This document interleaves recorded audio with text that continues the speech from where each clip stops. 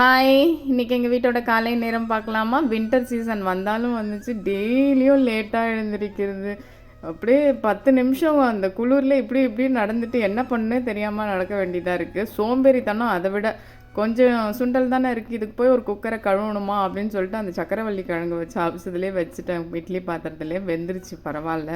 நான் கூட வேகாதோ திருப்பி குக்கரில் வைக்கணுமோன்னு நினச்சேன், நல்லா வெந்துருச்சு. சரி, இன்றைக்கி கொஞ்சம் டிஃப்ரெண்ட்டாக இருக்கட்டுமேனு பிரேக்ஃபாஸ்ட்டுக்கு வந்து இன்றைக்கி சக்கரவள்ளி கிழங்கு, வாழைப்பழம், அப்புறம் ரவை, நாட்டு சக்கரை என்கிட்ட அந்த நேரம்னு பார்த்து டக்குன்னு இல்லை. சரி, வெள்ளை சக்கரை போட்டு பாலெல்லாம் போட்டு அடித்து ஒரு இது பணியாரம் மாதிரி செஞ்சாச்சு. ஏன்னா எப்போ பாரு இட்லி தோசைன்னு எப்போவுமே ஹெல்த்தியாக அந்த மாதிரி தான் செய்வேன். இப்போ கொஞ்சம் ரொம்ப சோம்பேறி ஆகிடுச்சி. அப்படியே இட்லி தோசை மாவு இருந்தால் போட்டுக்க வேண்டியது அப்படி இருக்குது. சரி, இன்றைக்கி லஞ்ச் பாக்ஸும் இல்லை, ஏதோ ஒன் ஆஃப் ட்ரஸ்டிக்கு பர்த்டே செலிப்ரேஷன்றதால ஹாஃப் டே.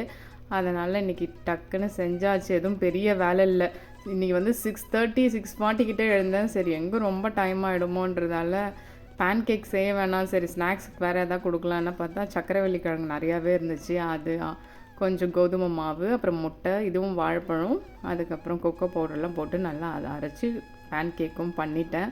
ஆல்மோஸ்ட் முடிஞ்சிருச்சு. ஆனால் இன்றைக்கி வந்து ரொம்ப டைம்லாம் ஆகலை. நேற்று ரொம்ப டைம் ஆகிடுச்சு. லாஸ்ட்டாக ஜூஸ் எங்களுக்கு மட்டும் போட்டுட்டு லஞ்ச் பாக்ஸ் எல்லாம் கட்டிட்டேன். பாய், இன்னொரு வீடியோவில் பார்க்கலாம்.